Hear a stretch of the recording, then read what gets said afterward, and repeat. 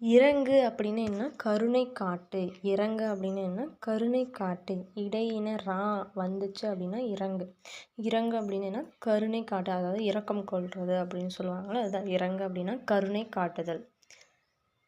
வல்லின ரா வந்துச்சுன்னா இறங்கு. இறங்கு அப்படின்னு என்ன? கீழே இறங்கு, கீழே வா அப்படின்னு சொல்லுவாங்கள்ல, அதுதான் மேலேருந்து கீழே வா அப்படின்னு சொல்லுவாங்கள்ல.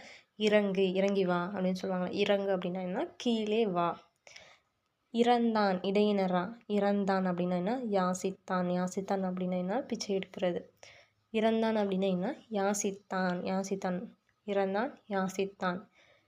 இடையினரா வந்துச்சுன்னா இறந்தான் அப்படின்னா யாசித்தான். வல்லினரா இறந்தான் வந்துச்சு அப்படின்னா செத்தான். இறந்தான் அப்படின்னா என்ன? செத்தான். அதாவது சாகிறது. அதுதான் என்னென்னா இறந்தான், செத்தான். வல்லினரான.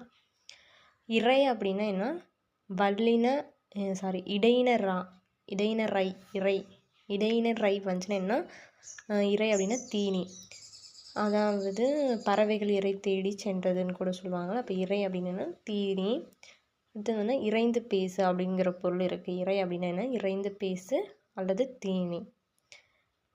வல்லினரை வந்துச்சு அப்படின்னா இறை அப்படின்னா என்ன? அரசன், வரி, கடவுள், அப்புறம் நீரை இறைக்கிறது. இறை அப்படின்னா என்ன? அரசன் அப்படின்னு சொல்லுவாங்க. இறை திருக்குறளில் கூட வரும். இறை வந்து என்ன? அரசன்.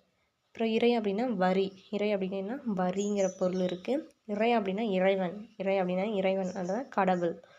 அடுத்தது நீர் இறை, அதாவது கிணத்துலேருந்து நீரை இறை அப்படின்னு சொல்லுவாங்களா, இந்த இறை அப்படின்னா என்ன? நீர் இறை. உரை அப்படின்னா என்ன? சொல். உரை அப்படின்னா என்ன? சொல். உரை அப்படின்னா என்ன? சொல். இடையினரை வந்துச்சுன்னா என்ன? உரை. உரை உரை உரைத்தல் அப்படின்னு சொல்லுவாங்க. சொல்கிறாங்க அப்படின்னு சொல்லுவாங்க. உரை.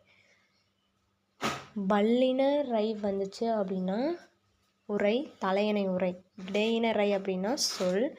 வல்லின ரை அப்படின்னா என்ன?